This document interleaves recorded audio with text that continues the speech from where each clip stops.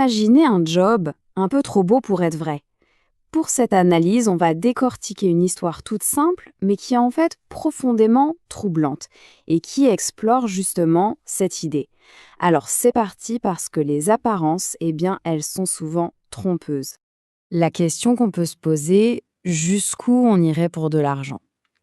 C'est exactement la question qui est au cœur du dilemme de notre personnage principal, et c'est une question qui nous plonge direct au centre de cette histoire très étrange. Alors, tout commence avec notre protagoniste, Marc. C'est un étudiant et comme beaucoup d'étudiants, il a un besoin, disons, urgent de trouver un travail pour joindre les deux bouts. Et la situation de Marc, franchement, elle est simple et beaucoup de gens peuvent s'y reconnaître. C'est un jeune comme tant d'autres, quoi. Un peu pris à la gorge par les problèmes d'argent. Et c'est ça, cette réalité, qui va vraiment expliquer sa motivation et eh bien, pourquoi il va prendre des décisions pour le moins surprenantes. Et là, voilà l'appât. Un matin, Marc tombe sur une petite annonce collée sur un mur. 3 phrases, c'est tout. Simple, courte, presque trop parfaite. Évidemment, pour quelqu'un dans sa situation, c'est le jackpot, un vrai trésor. Et c'est cette petite annonce, cette offre qui semble idéale, qui va tout démarrer. Bon, à partir de là, ce qui est vraiment intéressant, c'est de voir à quel point les choses deviennent bizarres. Et très, très vite. Et ça commence avec un coup de fil, on ne peut plus, bref. Zéro question, pas de blabla, juste une convocation.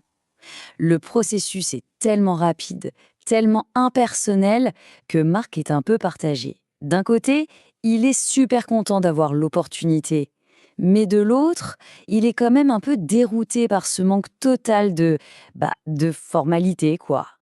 Et là, le malaise commence à s'installer, direct dès qu'il arrive. L'endroit, c'est un vieux bâtiment, super silencieux. Le bureau, alors là, c'est d'une austérité, c'est frappant. Une table, 2 chaises, une lampe et c'est tout. L'environnement est vide, presque clinique, ça crée tout de suite une atmosphère de plus en plus angoissante. Et là, premier détail vraiment étrange. La femme l'accueille en l'appelant par son prénom, Marc. Mais comment elle sait qu'il s'appelle Marc? Il ne l'a jamais dit au téléphone. C'est un petit détail, mais ça ajoute tout de suite une bonne dose de mystère et, disons-le, d'inquiétude. Donc Marc s'attend peut-être à une description de poste, un contrat, mais non. À la place, on lui tend une simple feuille de papier. Et dessus, il n'y a pas la liste des tâches à faire. Non, il y a 3 règles. Et elles sont, pour le moins, déconcertantes. Donc, règle numéro 1, ne posez pas de questions. Règle 2, ne parlez à personne. Et la 3, regardez la porte. Toujours. Pas de questions, pas de discussion, juste regarder une porte. On est d'accord, ça ne décrit pas un travail, ça. Ça définit un état d'isolement, presque de soumission. Et chaque règle est plus bizarre que la précédente. Et là, on sent bien le conflit intérieur chez Marc. Son instinct lui hurle que quelque chose cloche, que c'est beaucoup trop bizarre, peut-être même dangereux. Mais voilà, le besoin d'argent est plus fort. Et c'est vraiment cette lutte entre sa raison et sa nécessité qui le pousse à dire oui. Et voilà, le point de non-retour est atteint. Marc accepte. La femme le conduit alors à son poste de travail. Alors son poste de travail, c'est la définition même du minimalisme et de l'isolement. Imaginez, une chaise et une grande porte en face de lui. C'est tout, rien d'autre. Et c'est là, dans ce décor complètement vide, qu'il doit faire son unique tâche, regarder la porte. Alors, le travail commence. Au début, bon, tout a l'air normal, presque ennuyeux. 10 minutes passent, 10 longues minutes dans un silence absolu. Il ne se passe rien. Puis, 1 heure.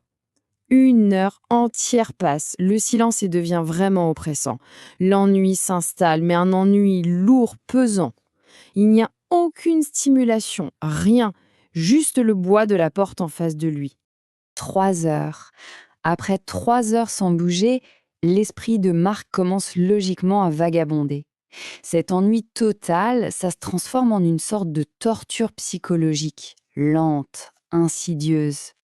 Et bien sûr, la question inévitable finit par arriver dans sa tête. Mais qu'est-ce que je fais là? Mais il se souvient tout de suite de la première règle. Ne pas poser de questions. C'est comme si même ses propres pensées étaient surveillées. Et puis, après des heures et des heures de ce silence assourdissant, un son. Un seul petit son vient tout briser. Juste ça. Un clic, c'est tout. Mais dans le silence de la pièce, ce minuscule bruit, c'est comme un coup de tonnerre. La tension monte d'un coup. On se dit, ça y est, quelque chose va enfin arriver. Le suspense est à son maximum, la porte s'ouvre très, très lentement et derrière, rien. Personne, juste une autre pièce, vide. C'est l'anticlimax total. C'est déroutant. Au lieu d'avoir une réponse, le mystère devient encore plus épais. Alors évidemment, poussé par la curiosité, Marc ne peut pas s'en empêcher. Il se lève, il jette un œil à l'intérieur. Et c'est à ce moment précis qu'il découvre la vérité. Une vérité choquante et complètement absurde sur son travail. La révélation, elle est aussi simple qu'elle est folle.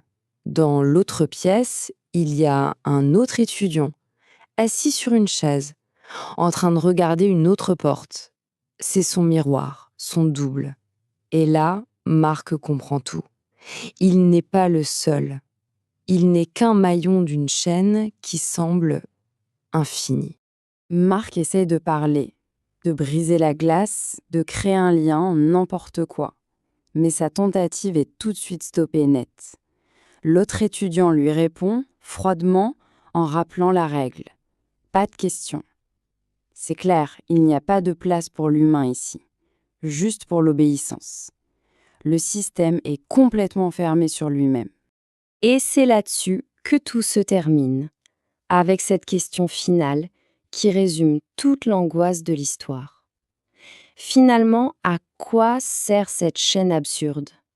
Est-ce que ces jeunes surveillent quelque chose ou est-ce que ce sont eux qui sont surveillés ?